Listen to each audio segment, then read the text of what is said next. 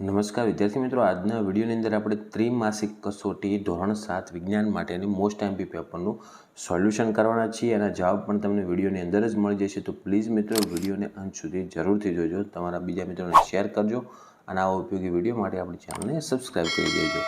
જો મિત્રો પહેલાં તમારે MCQ આવશે, પ્રકરણ તમારે 1 અને પ્રકરણ 2માંથી આ પ્રશ્નો લેવામાં આવશે. MCQ હશે, ખરા ખોટા હશે, જોડકા હશે, 1 ગુણના 2 ગુણના અને સવિસ્તારવાળા પ્રશ્નો આવશે. તો એમાં જો મોસ્ટ એમપી જે MCQ હોઈ શકે આપણે તમારા માટે બનાવેલું છે. પહેલું છે, જુઓ, વનસ્પતિનો કયો ભાગ પ્રકાશ સંશ્લેષણ માટે હવામાંથી કાર્બન ડાયોક્સાઇડ લે છે? તો એનો જવાબ નીચે જુઓ, ક આવશે, એમાં પર્ણરંધ્ર. પછી બીજો છે, નીચેનામાંથી કયું પોષક તત્વ નથી? તો એમાં જવાબ આવશે મિત્રો ડ, સૂર્યપ્રકાશ. ત્રીજો છે, કયા પ્રાણીમાં પાચન તંત્ર હોતું નથી? તો એમાં જવાબ આવશે અ, અમીબા. પછી ચોથો પ્રશ્ન, કીટાહારી વનસ્પતિ કયા પોષક તત્વની ઉણપ પૂરી કરવા કીટકોનું ભક્ષણ કરે છે? તેમાં જવાબ આવશે મિત્રો અ, પ્રોટીન. ઓકે. અને આગળ પાંચમો પ્રશ્ન, જટિલ ખોરાકના ઘટકોનું સરળ સ્વરૂપમાં રૂપાંતરણ થવાની પ્રક્રિયાને શું કહે છે? તો આનો જવાબ થશે ઓપ્શન બ, પાચન. હવે આગળ જુઓ મિત્રો, ખરા ખોટા તમારે આપેલા છે. પહેલો પ્રશ્ન છે, પ્રકાશ સંશ્લેષણની ગેરહાજરીમાં પૃથ્વી પર જીવન શક્ય છે? તો આ વિધાન કેવું થાય? ખોટું. બીજો છે, કીટકોને પકડતી વનસ્પતિને પરોપજીવી પોષણ કહે છે? તો આ પણ ખોટું થશે. ત્રીજું છે, અમીબા ખોરાક ગ્રહણ કરવા માટે ખોટા પગનો ઉપયોગ કરે છે? તો આ વિધાન ખરું થશે. અને ચોથો પ્રશ્ન, દુધિયા દાંતની સંખ્યા કાયમી દાંત કરતાં વધુ હોય છે? તો આનો પણ જવાબ કેવો થાય? ખોટો. પાંચમો છે, મોટા આંતરડામાં ખોરાકનું સંપૂર્ણ પાચન થાય છે? તો આ કેવું થાય છે? ખોટું, કારણ કે સંપૂર્ણ પાચન એ નાના આંતરડામાં થાય છે. પછી આવશે તમારે ખાલી જગ્યા, જેમાં પહેલો ખાલી જગ્યા આપેલ છે, પર્ણના લીલા રંગના દ્રવ્યને ખાલી જગ્યા કહે છે? તો એનો જવાબ આવશે ક્લોરોફિલ. બીજું છે, ખાલી જગ્યા એ માનવ શરીરની સૌથી મોટી ગ્રંથિ છે? તો એમાં જવાબ આવશે યકૃત. ત્રીજું છે, ઘાસ ખાનાર પ્રાણીઓ ખાલી જગ્યા કહેવાય છે? તો એમાં કહેવાય વાગોળતા. ચોથો પ્રશ્ન, પ્રોટીનના પાચનની શરૂઆત જઠરમાં થાય છે? ઓકે. અને પાંચમું છે, પાચનની પ્રક્રિયા પૂર્ણ નાના આંતરડામાં થાય છે? પછી જુઓ, જોડકા આપેલા છે. પહેલું છે, કીટાહારી વનસ્પતિ. તો એમાં શું આવશે? ઓપ્શન આપેલા જો સામે આ રીતની વનસ્પતિઓ આપેલી હોઈ શકે છે, અથવા બીજા તત્વો હોઈ શકે છે, પણ આપણે તૈયાર કરીને જવાનું છે બધા ટોપિક. કે કીટાહારી વનસ્પતિ, તો એમાં ડ આવશે, કળશપર્ણ. બીજું છે, રોમંથન કરતા પ્રાણીઓ. તો એમાં આવશે ક, વાગોળવું. ત્રીજું છે, દહીં બનાવતા બેક્ટેરિયા. તો એમાં અ આવશે, લેક્ટોબેસિલસ.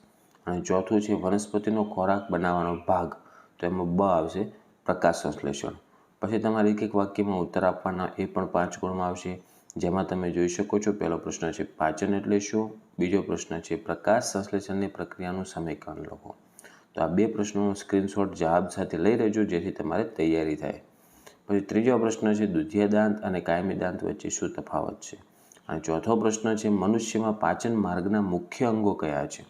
તો તમે આનો પણ સ્ક્રીનશોટ લઈ લેજો. ઓકે. પછી પાંચમું જુઓ, કયા પ્રાણીમાં પાચન તંત્ર હોતું નથી? તો એમાં અમીબા આવશે. હવે તમારે આગળ આવશે 2-3 વાક્યમાં જવાબ આપવાવાળા પ્રશ્નો, જે 2 ગુણના હશે. તો પહેલો છે, કીટાહારી વનસ્પતિ કઈ રીતે પોષણ મેળવે છે તે સમજાવો. તમારે જવાબ ગોતવા જવાનું નથી, સ્ક્રીનશોટ લઈ લો, નીચે આખો એનો જવાબ આપેલો છે, તૈયાર કરીને જજો. બીજું છે, વાગોળતા પ્રાણીઓમાં પાચન પ્રક્રિયા ટૂંકમાં સમજાવો. તો એનો પણ સ્ક્રીનશોટ લઈ લો. ત્રીજો પ્રશ્ન છે, મનુષ્યના પાચન તંત્રમાં લાળની ભૂમિકા શું છે? તો એ પણ એનો જવાબ નીચે આપેલો છે, એ પણ તમે તૈયાર કરી લેજો. એના પછી આવશે મિત્રો તમારે હવે સવિસ્તારવાળા પ્રશ્નો, એટલે કે મોટા પ્રશ્ન, 4-4 ગુણના પ્રશ્નો. જેમાં પહેલો પ્રશ્ન છે, પ્રકાશ સંશ્લેષણની પ્રક્રિયાનું મહત્ત્વ સમજાવો.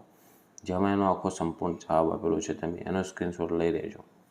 બીજું છે, મનુષ્યના પાચન તંત્રની આકૃતિ દોરીને ભાગોના નામ નિર્દેશન કરો. તો આ આકૃતિ મોસ્ટ એમપી કહેવાય, તૈયાર કરીને જજો. મતલબ કે તમારે આકૃતિ દોરવાની, એમાં કયા કયા ભાગ દર્શાવી શકાય તો તૈયાર કરી નાખવાનો. જો મુખ ગુહા છે, લાળ ગ્રંથિ છે, અન્નનળી છે, યકૃત છે, જઠર, સ્વાદુપિંડ, પિત્તાશય, નાનું આંતરડું, મોટું આંતરડું, મળાશય અને મળદ્વાર. આ બધા ભાગો તૈયાર કરી નાખજો, કઈ જગ્યાએ છે. પછી ત્રીજો પ્રશ્ન છે કે પ્રાણીઓમાં પોષણની વિવિધ પદ્ધતિઓ સમજાવવાની છે. તો એનો આખો સંપૂર્ણ જવાબ થાય છે, આટલેથી સ્ક્રીનશોટ લઈ લેજો. ઓકે. જેમાં જુઓ તમારે અંતઃગ્રહણ, શોષણ, પાચન, બધું જ સમજાવવાનું છે, મળોત્સર્જન વગેરે બધા ટૉપિક કવર કરી નાખવાના. આ બધા પ્રશ્નો મોસ્ટ આઈએમપી છે, તો આ તો એકવાર વાંચીને તૈયાર કરીને જજો અને એક્સ્ટ્રા મહેનત તો કરજો. ઓકે મિત્રો, તો આશા રાખું છું મિત્રો કે વિડીયો તમને ઉપયોગી બન્યો છે, તો વિડીયોને લાઇક જરૂરથી કરજો. ઉપયોગી બન્યો હોય તો તમારા મિત્રોને શેર કરજો અને આવા ઉપયોગી વિડીયો માટે આપણી ચેનલને સબસ્ક્રાઈબ કરી દેજો. હવે મળીશું મિત્રો આપણે નેક્સ્ટ વિડીયોમાં. Thank you so much for watching my videos. Thank you so much.